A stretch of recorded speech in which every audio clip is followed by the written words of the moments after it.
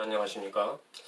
오늘은 지난 시간에 이어서 하나님께서 그 말씀과 감동을 주셔서 하나님 나라에 가게 되면 경험하고 보게 될 하나님 나라의 그 사랑과 영광에 대해서 묵상을 가졌습니다. 그리고 고린도전서 13장 말씀을 통해서 하나님 나라는 완전한 곳이라는 것을 살펴보았고요. 그 완전함을 이루는 것은 바로 하나님의 사랑과 거룩 그리고 하나님과의 관계였다는 것을 우리가 살펴보았습니다.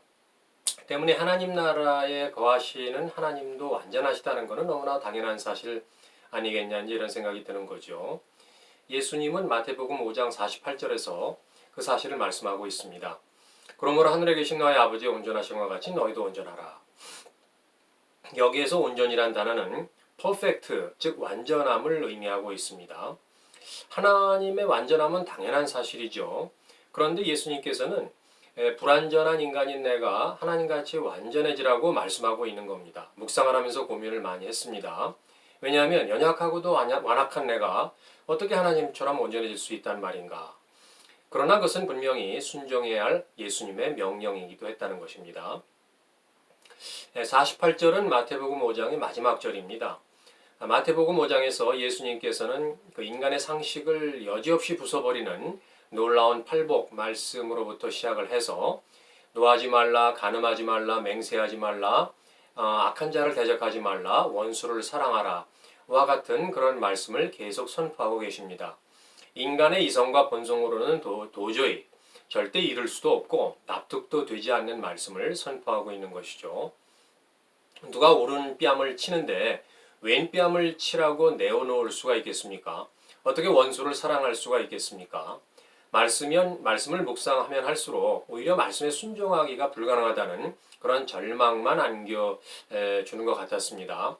희망 고문이라는 표현이 맞을 것 같다는 생각도 들었고요. 그러나 예수님께서 과연 헛된 희망을 주셨을까라는 의문이 생겼습니다.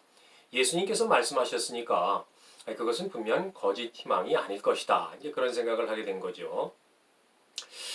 그리고 순종하기 불가능하다는 좌절과 절망이 절대 주권자인 나의 하나님 아버지만 바라볼 수 있도록 해준 터닝 포인트였다는 점에서 정말 너무도 귀하고도 값진 말씀이다. 이제 저는 그렇게 생각을 했습니다. 왜냐하면 제가 이제 절망했던 순간에 하나님께서 역사하셨던 것을 제가 경험하고 기억하고 있기 때문입니다. 그 말씀은 바로 하나님께 나의 시선을 고정시키도록 이끌어준 몽학 선생이었다라고도 말씀드릴 수가 있습니다. 갈라디아 3장 24절 말씀입니다. 이같이 율법이 우리를 그리스도께로 인도하는 초등교사가 되어 우리로 하여금 믿음으로 말미암아 의롭다함을 얻게 하려 함이라. 예전 성경에는 초등교사가 몽학선생으로 번역되어 있습니다.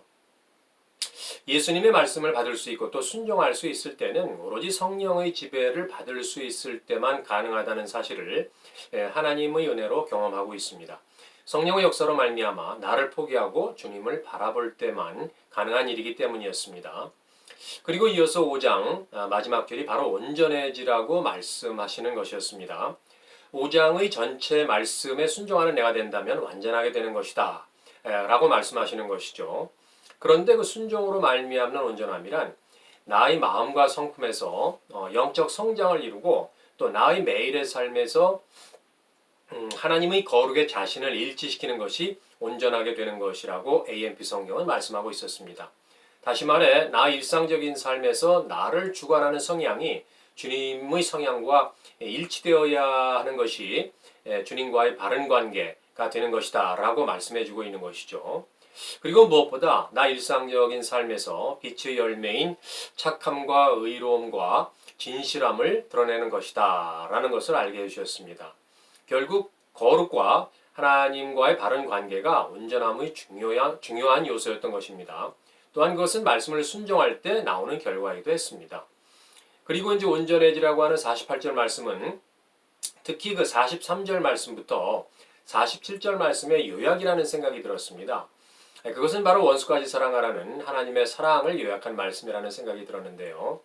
때문에 예수님께서 말씀하신 하나님의 완전함의 의미라는 것이 결국 하나님 자체이시고 하나님의 본성인 거룩과 사랑 그리고 하나님과의 관계를 말씀하고 있다라는 생각이 이제 저한테 들었습니다.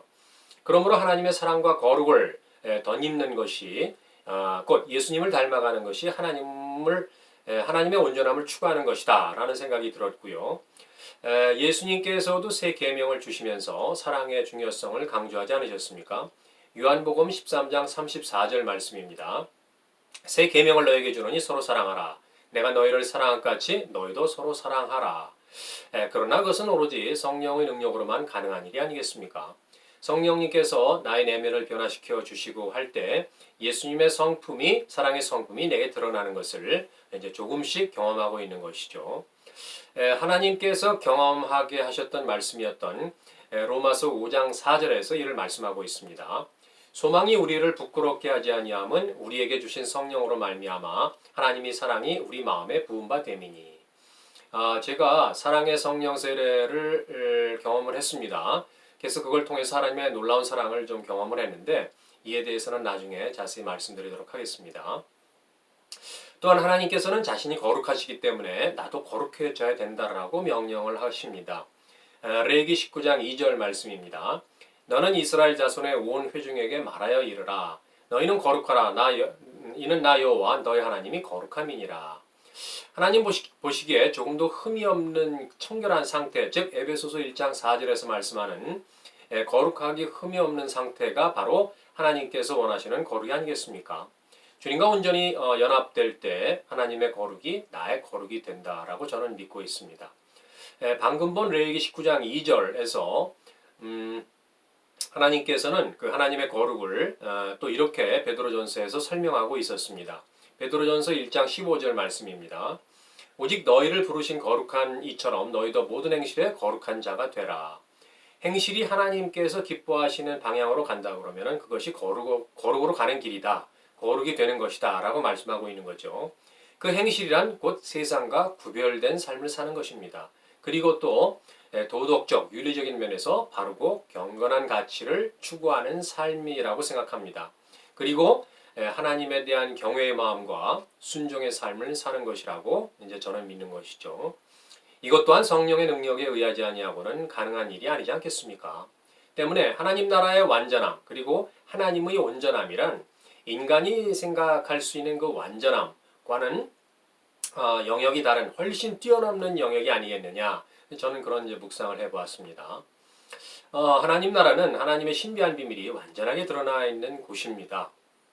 모든 것이 완벽하게 회복되어 하늘에 있는 것이나 땅에 있는 것이나 모든 것들이 그리스도 안에서 통일되는 이제 그런 곳이기도 합니다.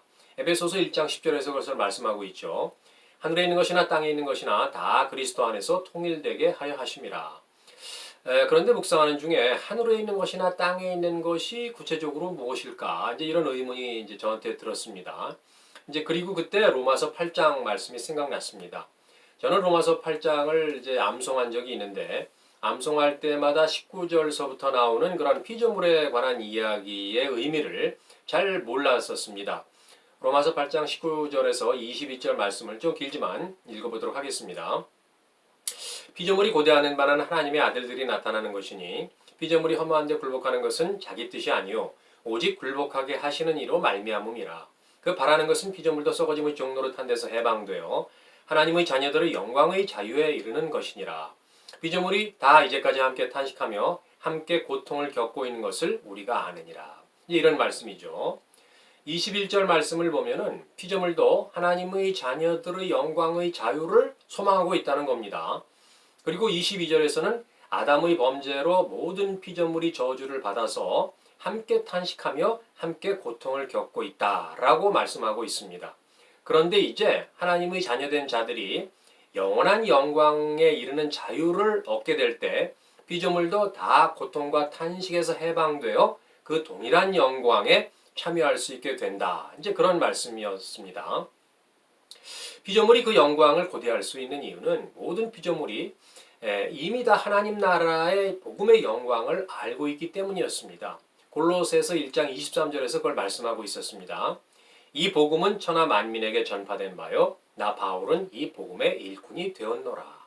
천하 만민이란 곧 모든 피조물을 의미하는 것이죠. 그러니까 피조물도 하나님 나라의 복음을 이미 다 알고 있다는 것이었습니다.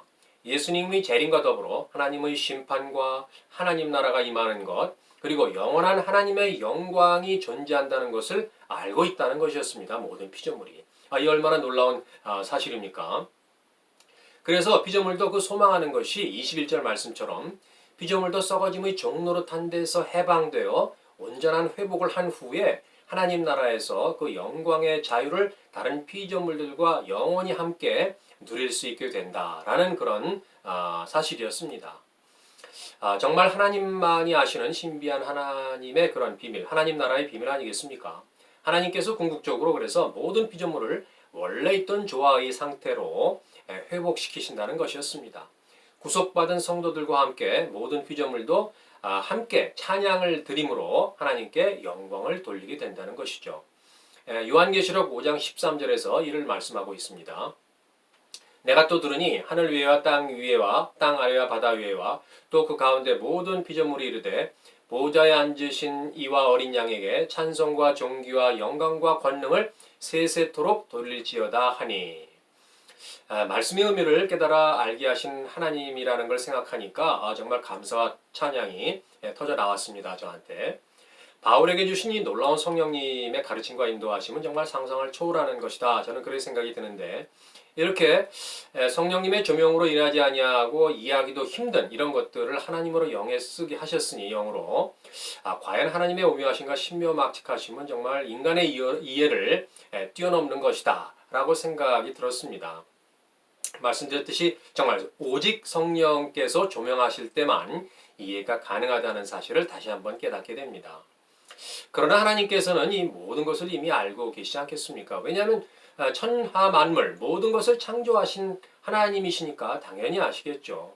바울을 통해서 이 하나님 나라에서 전개될 모든 것들을 잠깐씩 보여주셨을 뿐이다 라는 생각이 저한테 들었습니다. 어제나 오늘이나 동일한 성령님께서 구약의 많은 믿음의 선진들에게도 역사하셔서 천국을 알려주셨음이 틀림없다 라는 생각이 저한테 들었는데 왜냐하면 하나님 나라를 사모했던 많은 인물이 성경에 구약에 묘사되고 있기 때문이었습니다. 히브리서 11장 13절 말씀입니다. 이 사람들은 다 믿음을 따라 죽었으니 약속을 받지 못하였을 때 그것들을 멀리서 보고 환영하며 또 땅에서는 외국인과 나그네임을 증언하였으니 이 사람들이란 아벨, 에녹, 노아, 아브라함을 말하고 있죠. 그들은 이 땅에서 실제 알아볼 수 있고 또 인지할 수 있는 그런 약속의 성취를 받지는 못하였습니다. 그러나 그 약속한 바가 하나님 나라에서는 다 이루어질 것을 믿는 그런 믿음으로 살다가 이 땅에서 살다가 죽었다는 것이죠. 멀리서 보고 환영했다는 말이 천국을 사모했다는 의미입니다.